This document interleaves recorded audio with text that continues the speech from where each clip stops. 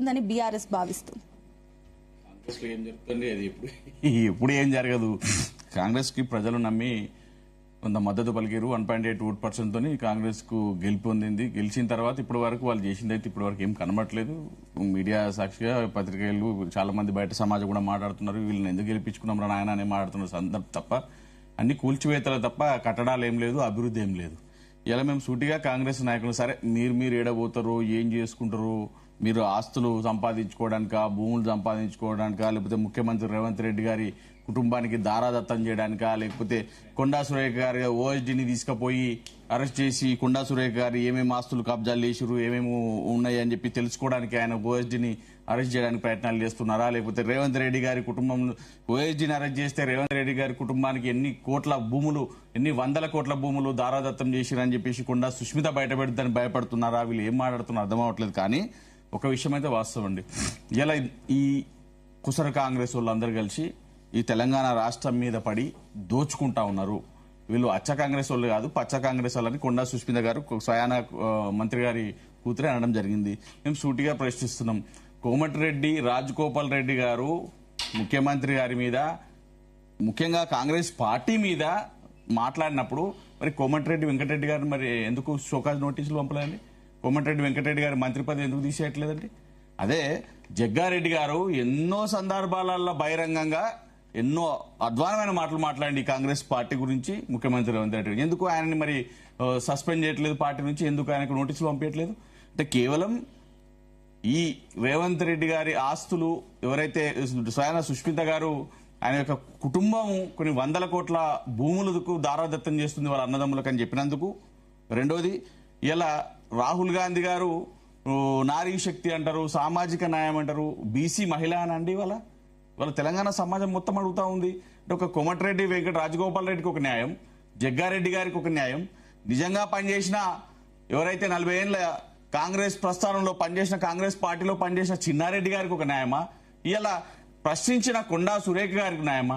కొండా సుష్మిత గారు తన కూతురు ఒక ప్రైవేటు మీటింగ్ లో తను మాట్లాడిన సందర్భాన్ని తీసుకొచ్చి ఇవాళ కొండా సురేఖ గారిని సస్పెండ్ చేయాలనో లేకపోతే బర్తరఫ్ చేయాలనో వీళ్ళందరూ కంకణం కట్టుకుని మన పెట్టిన కేసీఆర్ మన పెట్టిన రేవంత్ రెడ్డి గారు అక్కడి నుంచి వస్తుందంటే ఉటా ఒక 10-15 మంది ఎమ్మెల్యేలు వీరు అందులో ఓడండి. అసలు కాంగ్రెస్ వాళ్ళు ఓడండి, అంత కుసర కాంగ్రెస్ వాళ్ళే కదా పోయింది.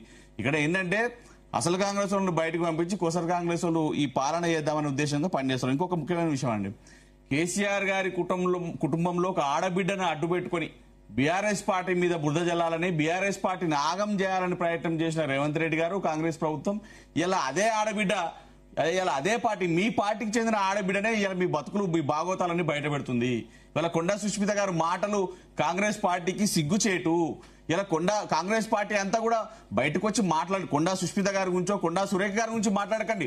తెలంగాణ సమాజంలో తెలంగాణ ఆస్తులు, భూములు ఇవాళ ఎవరు దోచుకుంటా ఉన్నారు, దీని మీద సిట్ విచారణ వేయండి, సిబిఐ ఎంక్వైరీ జరిపించండి, భూములన్నీ ఎవరికి దారాదత్తం చేస్తున్నారు అని చెప్పి.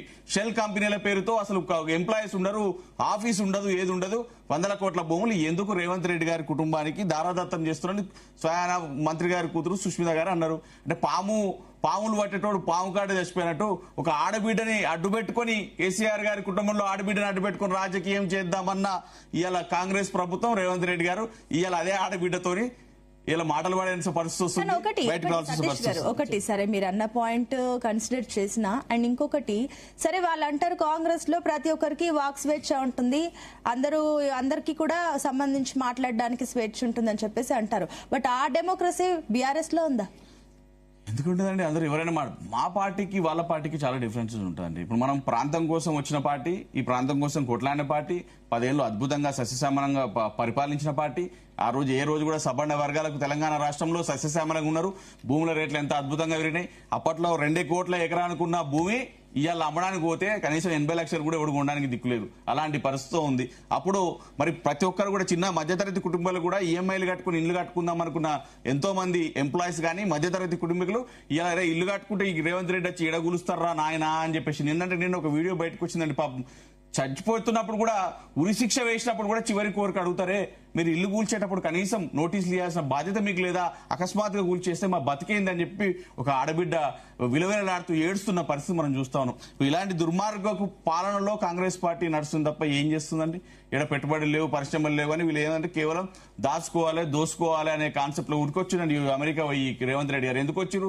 ఈ బీజేపీ వాళ్ళు పర్మిషన్ ఇచ్చడో ఇంకోటో కాదు, అది పొలిటికల్ క్లియరెన్స్ ఇక్కడ ఉన్న 10 ఓదో లేదో యూనివర్సిటీ ఓటు గుంజుకుంటారు. మీరు అంటున్నారు ఇప్పుడు ప్రతిపక్షంలో వాళ్ళ తప్పుల్ని ఎత్తి చూపాలి, ప్రతిపక్షంలో ఉన్నారు, అది మీ బాధ్యత. బట్ మీరేం తప్పులు చేయలేదా గతంలో? మేము తప్పులు చేసినామా చేయలేదా అనేది పక్కకు పెడితే ప్రజలు వాళ్ళకు మొగ్గు చూపారు. కొంత తప్పు చేసినాం కావచ్చు, ప్రకృతి సహకరించలేదు కావచ్చు, కొంత ప్రజలు 2 సార్లు గెలిచారు కదా, 3ఓసారి వేరే వాళ్ళకి అవకాశం ఇద్దాం అనుకున్నారు కావచ్చు. అది కూడా ఏదో గుడ్ల మేళ 1.8% తో వాళ్ళు గెలిచారు. సో వాళ్ళకి మేము ఒప్పుకుంటున్నాం కదా, యాక్సెప్టెడ్ కదా, వాళ్ళు గెలిపించారు ప్రజలు అని చెప్పేసి. ప్రజలు గెలిపించిన తర్వాత ఎంత మంచి చేయాలి, ప్రజలకు ఏం అభివృద్ధి చేయాలి, ఇక్కడ పిల్లలకు అవకాశాలు, ఉద్యోగ అవకాశాలు కల్పించాలి. ఎప్పుడు పొద్దున్న లేస్తే ఎవరిని తీసుకొచ్చి రోడ్డు మీద పడేయాలనే కాన్సెప్ట్ లో ఈ కాంగ్రెస్ పార్టీ ముఖ్యమంత్రి రేవంత్ రెడ్డి గారు ఉంటారండి. మీరు గమనించాలండి, పొద్దుగా హైడ్రా పేరుతో తీసుకొచ్చి రోడ్డు మీద పడేస్తారు కుటుంబాన్ని. మళ్ళీ మూసి అంటాడు, ఆ డిపిఆర్ ఇప్పటి వరకు కూడా దిక్కు లేదు, అది ఏం చేస్తారో తెలియదు, ఒక ప్రణాళిక లేదు. డబ్బులు 50,000 కోట్ల, 1,00,000 కోట్ల, 1,50,000 కోట్ల తెలియదు. వాళ్ళ పాప మూసి బాధితుల, మూసి పరివార ప్రాంతంలో తీసుకొచ్చి రోడ్ల మీద పడేస్తారు. నేను పాలిటెక్నిక్ పిల్లల్ని తీసుకొచ్చి వాళ్ళని తీసుకొచ్చి రోడ్డు మీద పడితే చిన్న చిన్న పిల్లలు, అయ్యా నాయన రేవంత్ రెడ్డి నీకు చదువు రాదు, మా పరిస్థితి ఏందని. సతీష్ గారు గతంలో ఈవెన్ ఈటెల రాజేందర్ అప్పుడు బీఆర్ఎస్ లో ఉన్నప్పుడు మాట అన్నారు, సమస్యలు ఉన్నాయి కానీ మాట్లాడే స్వేచ్ఛ ఎవరికి లేదు అని చెప్పేసి అన్నారు కదా అప్పుడు. కేసీఆర్ గారు చాలా ఆలోచించి ముందుకెళ్లే వ్యక్తి అండి. ప్రజలకు, తెలంగాణ సమాజానికి నష్టం జరుగుతుంటే సొంత కూతురును కూడా బయటకు పంపించిన పరిస్థితి మనం చూసినాం. దాంట్లో ఈటెల రాజేందర్ గారు ఎంతండి? ఎవరు తప్పు చేసినా సమాజానికి ఉపయోగపడకుండా, సమాజానికి ప్రాబ్లం చేసే విధంగా కానీ, తెలంగాణ సమాజానికి అభివృద్ధిని అణిచివేసే దిశగా కానీ పనిచేస్తే ఎవరినైనా బయటకు పంపిస్తారు పార్టీల నుంచి. పార్టీలో మా పార్టీ పుట్టిందే ప్రాంతం కోసం అండి, మనకి తెలంగాణ ప్రాంతం కోసం, తెలంగాణ నిధుల కోసం, తెలంగాణ నీళ్ల కోసం కొట్లాడింది కేవలం కేసీఆర్ గారు కాదా? ఇలా తెలంగాణ సమాజం అంతా టార్చ్ లైట్ ఎత్తుకొని వస్తుందని తెలంగాణ సమాజం మాట్లాడుకుంటోంది. అరే కర్మగాలు వీళ్ళని గెలిపించుకున్నారు నాయన, వీళ్ళని గెలిపించుకున్న కర్మానికి మనకు నెత్తి మీద వచ్చి పడ్డారు, రాబందులాగా దోసుగా తింటారు. కానీ ఏ రోజు కూడా పరిపాలన ప్రజాపాలన ఆట వల్ల వీళ్ళు ఎన్నడన్నా ప్రజాపాలన అని చెప్పి ప్రజలకు ఏమైనా చేసిరా? ఓ మీటింగ్ పెట్టిరా? వీళ్లకు ఫ్లెక్సీలకు, బ్యానర్లకు అయ్యే ఖర్చులు ఎక్కువ, ఈ పేపర్ స్టేట్మెంట్లకు ఇచ్చే ఖర్చులే తప్ప కోట్లాది కోట్ల రూపాయలు ప్రభుత్వ ప్రజల సొమ్మును వాడుకుంటారు తప్ప మీరేమన్నా ప్రభుత్వ పథకం ప్రజలకు అందించిరాయా? ఆ తులం బంగారం ఏం వాడతాను ఉన్న పథకం కూడా ఎగరగొట్టే ప్రయత్నం చేస్తున్నారు. కళ్యాణ లక్ష్మి, షాదీ ముబారక్.